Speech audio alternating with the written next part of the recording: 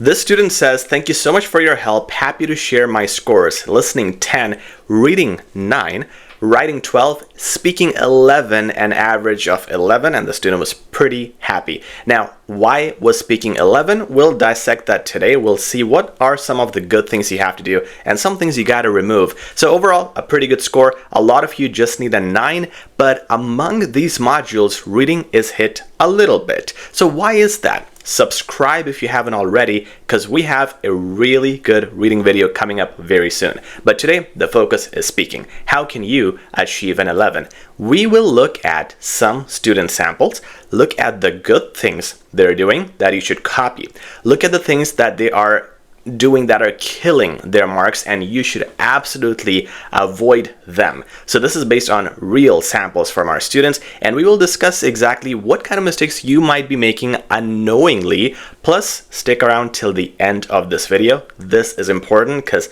at the end, after all the feedback, I'll tell you how you can improve yourself based on everything you learn in this video. Let's start right away with the first student sample right here. Hey Mike. How have you been? It feels like forever since our last conversation.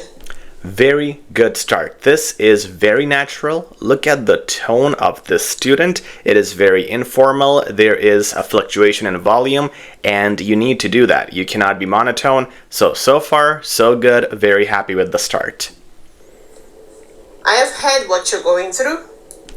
Let's talk about that. So, between the sentences, you saw how the pause was, and let me play that part again. Listen to this, how she transitions. So let's rewind this a little. Let's go. I have heard what you're going through. There was almost a 1.5 second pause or a 1 second pause before she moved on to the next sentence, and that's perfect. That is exactly what you should be doing. You should never rush. A lot of you do that and you think if we don't rush, it shows that we're not fluent, which is absolutely false. A lot of fake gurus of CELPIP are teaching you these things, but you gotta pause. Pausing shows confidence and it shows that you're in control, and if you are being marked on tone, the examiner expects you to pause. So great pause. The problem is right here, if you notice again, I'll play this again, see what she says, and let's see if you understand this word here. I have heard what you're going through. I've heard what you're going through. So what she's saying is I've heard what you are going through. The R is the British R, and that is her accent. Now, with R's, it's usually a compromise. So the examiners know that there's a British R, there's an American R, so usually that's not a problem. I am 90% sure this is not going to be a problem, and it's not going to be recorded as the word head, H-E-A-D, but in some cases it can be, and if it's not R, if it's other accent problems which make the word different, like hurt can literally mean head based on how she's pronouncing it, if it's completely different, it can cause a loss of marks. The safest strategy is to adapt to the Canadian accent for this exam. However, examiners know that you have multiple accents, so mostly they are understanding of it, but again, a little gray area right there. Let's keep going. Following my experiences, I would like to share with you some advice. To start with, this is a brilliant flow. Following my experiences. So I heard what you're going through. So following my experiences, I would like to share something with you. To begin with, this connection is amazing, and this is from our template. If you haven't seen them, check them out. They're in the video in the description for a speaking guide. Check them out. And also, our templates are way more detailed in our course itself. The link for that is in the description as well. You want to consider a neighborhood. This is due to the fact that you're a student, and so a serene and peaceful environment will be a great way for your academic growth and future endeavors. Additionally, moreover, you do not own a car yet. So, a little problem there. She said additionally, then moreover. I think she was a little confused, and you are seeing that there's those places where she is getting a little confused and kind of repeating or stuttering, and that's normal. But at this point, when you have said the connector again, it's a mistake. If it was something incorrect, like a grammar mistake, then you can correct it. but do it confidently. Say, for example, I'm saying she say. Sorry, I meant she says that confidently, okay? You can correct it, but a connector, you shouldn't really be correcting that. Now that you have, it's actually a mistake because you have been repetitive and there was no reason to use two connectors here. A walkable distance from school to home, it's your top priority. Additionally, you want to see how And the problem is, the issue that the student ran into is this student thought this was a 60-second question, but this is actually a 90-second question. So you could keep going. You didn't need to stop here.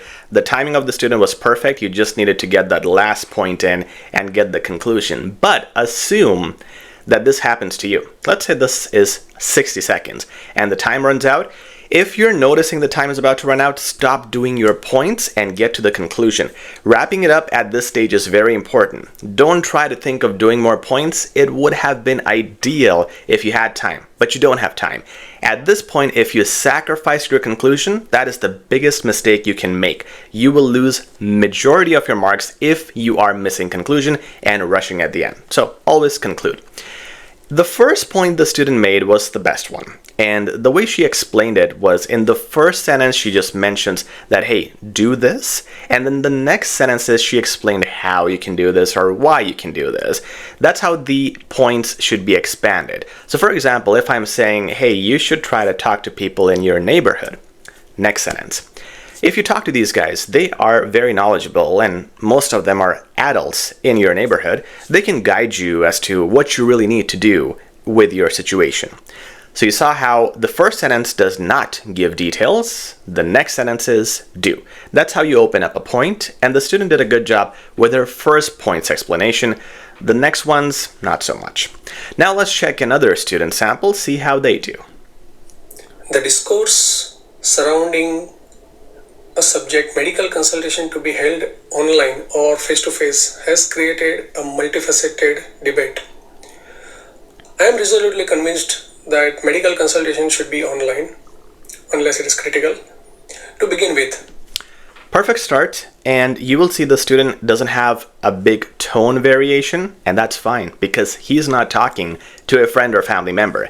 This is the speaking part 7 where you have to be formal and give your points, so you have to sound like you're giving a speech, which is exactly how the student sounds. Very good start, advanced words, and good flow too, like here's my opinion, and to begin with, now we're getting to the points, so perfect. Now again, remember, stick around until the end of this video because I'm going to show you and tell you what all of this does to you, how you can do this yourself, okay? One thing is the student mentioned the word resolutely, which is great, it's advanced, wasn't that clear in pronunciation, minor issue. Let's keep going. Since we have latest technology and gadgets available, laptop, phones, or Chromebooks available. Now, a lot of grammar mistakes are happening since we have the latest technology, not just latest technology. And before you say the examples, Chromebook, laptop, say, for example, Chromebook, laptop. The other problem is the student is now probably panicking. There's a lot of and that's coming up now. The student is losing focus here maybe, but the should never be said. Instead of fillers, simply pause. Don't say a lot of you will lose marks for sure. Also, we should do this online first, and unless it is critical, right? Secondly, if we do it, I didn't like the explanation. Like he mentioned you should do it online unless it's critical. I don't get it. There should be more explanation as to why or how, but the student just moved on after saying right, assuming that you understand, but I did not. So always try to elaborate more, give more examples, explain the process. Let's see if he is able to do that in the next point. It online, we can avoid traffic plus long over queue in the clinics. Thirdly, it will give. Second point was small, but it was well explained. Like you can avoid this, you can do this. I understood the explanation. Could be better, but it was well explained. Let's look at the third point. Give more time for doctors to spend time into other things to enhance their knowledge. To conclude, it is undeniable truth that consultation online is better. Okay, well, here the student nailed it towards the conclusion. He was running out of time, but he finished on time and he got the conclusion in, which is great. The third point, which was the doctor can enhance themselves by focusing on other things. These two words are ruining your explanation because they're so general. What are the other things? So doctors can enhance their skills in their extra time now by working on their education and upgrading it. Simple. It doesn't add too many words. It does not add too much time, but it becomes way more specific and the process is elaborated well, giving you marks for your task response. So these are some mistakes that happen in different places, task response, vocab, grammar, that people can really work on. Now, one thing that we're offering is our free CELPIP mock tests platform, guys. If you want access to that, all you got to do is comment down below and the lucky winners will be selected, will be given free access. Secondly, how can you, this is my answer to how can you make sure you improve yourselves at home? Simply do what I'm doing. Simple as that. Record yourself and play yourself. Now, you wouldn't be an expert, you wouldn't be a teacher knowing what mistakes you're making, but you will be surprised as to how many you will catch when you listen and base it on the guidelines that I'm providing you here. So I looked at the ums, I looked at the pauses, the tone, I looked at the words, the explanation, the structure. Look at those things, analyze them the same way I'm analyzing these speaking recordings. But this is not the only video on this channel on speaking. There are tons. This is the biggest CELPIP YouTube channel. So check out our CELPIP speaking guide videos and playlist in the description. See how I analyze and how I give feedback to speaking recordings. What are the things that I prioritize and the examiners prioritize, and give yourself feedback the same way.